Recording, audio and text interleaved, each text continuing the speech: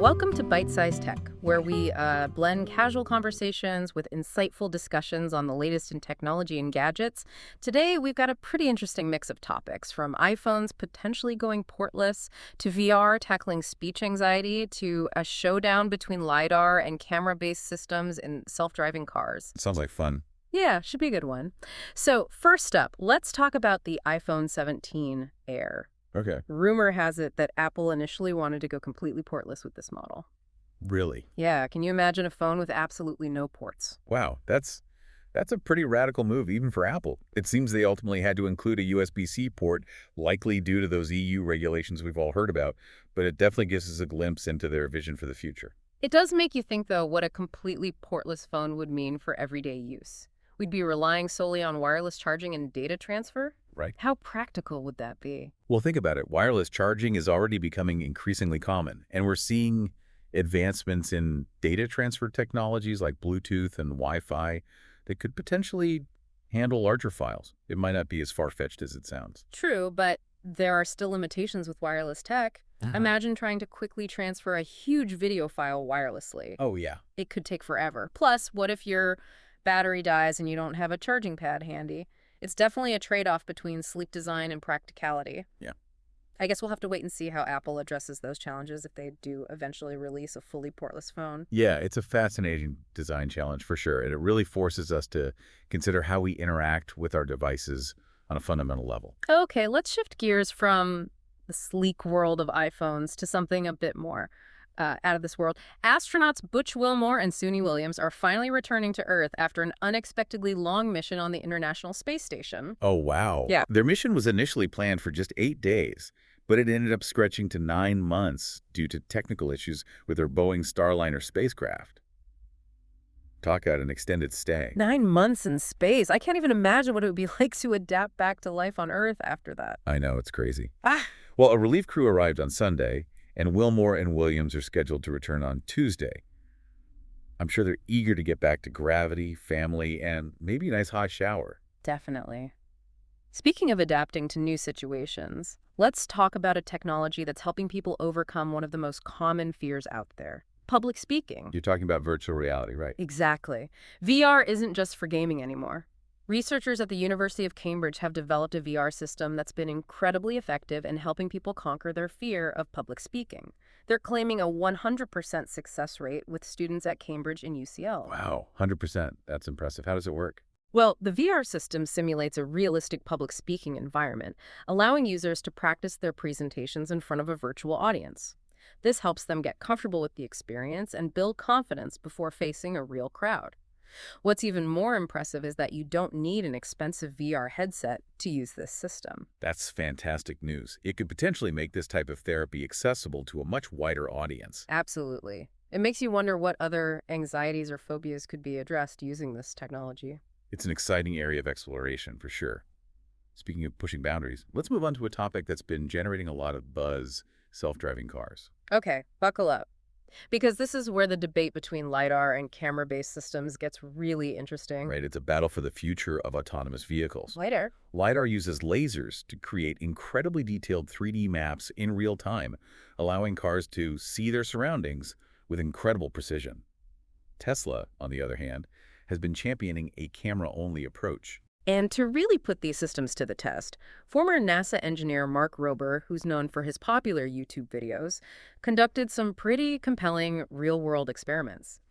He pitted a LiDAR-equipped car against a Tesla in a series of scenarios involving a child dummy to see how each system would react. Oh, interesting. Yeah. I've seen those videos. The results were quite eye-opening. They were. The LiDAR system consistently detected the dummy and stopped in time. But the Tesla, relying solely on its cameras, failed several tests, even driving through a cartoon-style wall meant to trick its vision system. Yeah, it really highlights a key difference between these two approaches. While cameras are good at recognizing objects, LiDAR's ability to precisely map the environment in 3D gives it a significant advantage when it comes to safety, especially in challenging conditions or unexpected situations. But LiDAR is also more expensive to implement, right? Right. So there's definitely a trade-off between cost and safety that car manufacturers have to consider. Exactly. And that's where companies like Waabi are taking a different approach. They're using AI simulations to test self-driving systems against an enormous number of scenarios, including those that might seem improbable or even outlandish.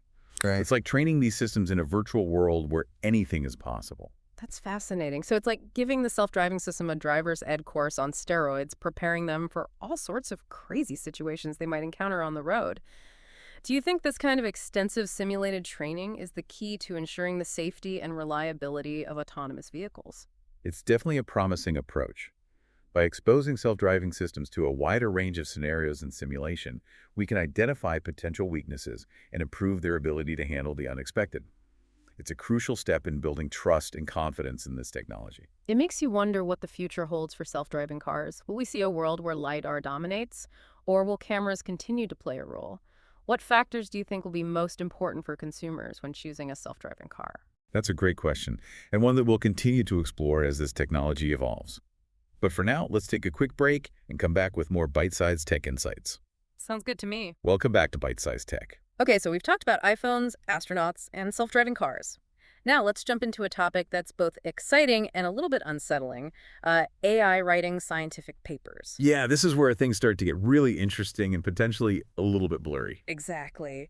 We're talking about a Japanese AI startup called Sakana. They claim their AI, called AI Scientist V2, actually wrote a scientific paper that got accepted at an ICLR workshop. For those who might not be familiar, ICLR is a leading conference in the field of machine learning. Getting a paper accepted there is a pretty big deal. So if this claim is true, it's a significant milestone for AI. Absolutely. But here's where things get a little murky. Sakana initially posted the paper online, but then they took it down because of concerns about transparency. Even they seemed a bit hesitant about how it all went down. Yeah, it raises all sorts of questions about authorship and accountability. If an AI writes a paper, who gets the credit? The AI itself, the developers who created it. And how do we ensure the integrity of scientific research if AI is playing such a prominent role? It's a slippery slope. Imagine a future where AI is generating research papers, news articles, even legal documents. How do we know what's real and what's been fabricated? It's becoming increasingly important to develop critical thinking skills to navigate this AI-generated landscape. We need to be able to discern fact from fiction, identify potential biases, and understand the limitations of AI-generated content. It's a whole new level of media literacy.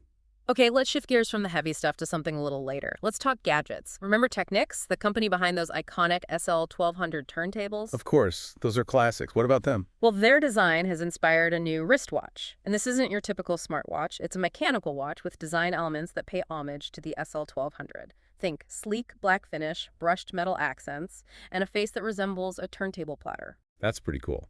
I bet it'll be a hit with DJs and music lovers. It's a great example of how classic design can find new life in unexpected ways. Speaking of classic gadgets getting a modern twist, remember those Roomba robot vacuums? Well, Chinese companies are really stepping up their game in the robot vacuum market. Oh yeah, what are they doing? They're coming out with some really advanced robot vacuums that can not only clean your floors, but also pick up objects, empty their own dustbins, and even navigate more complex environments. Some models even have built-in cameras and sensors that allow you to monitor their progress remotely. Wow, it sounds like we're getting closer and closer to having those robot butlers we've seen in sci-fi movies. I wonder if they'll eventually learn to do laundry and dishes too. One can dream. But for now, I'm pretty happy with a robot that can vacuum my floors and pick up my socks. It's a small step towards a more automated life, but hey, every little bit helps, right? Absolutely. But speaking of automation, it's important to remember that technology isn't always a smooth ride. Sometimes things go wrong. Take Apple's Siri revamp, for example. Oh yeah, that didn't exactly go as planned, did it? Not quite. There were a lot of delays and performance issues. Apparently, the new features they were hyping up weren't quite ready for prime time. It seems like they overpromised and underdelivered, and in a market that's becoming increasingly competitive, especially when it comes to AI assistants, that can be a costly mistake. It's a reminder that even tech giants like Apple aren't immune to setbacks. And it underscores the importance of transparency and managing expectations when it comes to new technology. Okay, let's move on to another tech giant that's been in the news lately, Meta, formerly known as Facebook. And this time it's not about the metaverse, but about their internal culture. This should be interesting. A former employee, Sarah Wynne Williams, has written a pretty scathing memoir about her time at Facebook, and it's causing quite a stir. A tell-all book, huh? What kind of revelations are we talking about? She paints a pretty unflattering portrait of Facebook's leadership, describing them as status-hungry and self-absorbed, more concerned with their own image than with the company's impact on society. It's a pretty harsh critique. I can imagine Mark Zuckerberg isn't thrilled about this book hitting the shelves. Is Meta trying to stop its publication? You bet they are. They're claiming that the book violates Wynne Williams's non-disclosure agreement and are trying to suppress its release. That's not a good look for Meta. It makes it seem like they're trying to silence her and prevent her from sharing her experiences. It definitely raises questions about transparency and accountability within the company. And regardless of whether they succeed in stopping the book's release, the damage is already done. The allegations are out there, and it's going to be difficult for them to shake off this negative publicity. It's a reminder that even the most powerful tech companies aren't immune to criticism and internal dissent.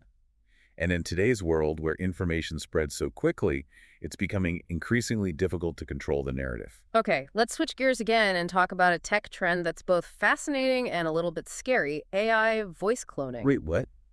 Like scammers using AI to impersonate people's voices? That sounds straight out of a sci-fi movie. It sounds like science fiction, but it's becoming a real problem. Scammers are using AI-powered software to clone people's voices, using just a few snippets of audio from social media or voicemail messages. That's terrifying. Hmm. Our voices are so personal. I can see how this could be used to deceive people. Imagine getting a call from what sounds exactly like your child or your parent pleading for help. It would be hard to resist. Exactly. And the scary part is that these AI voice cloning tools are becoming more sophisticated and accessible. It's no longer something that requires a high level of technical expertise or expensive equipment. This is a serious threat. We need better safeguards and awareness around AI-generated content.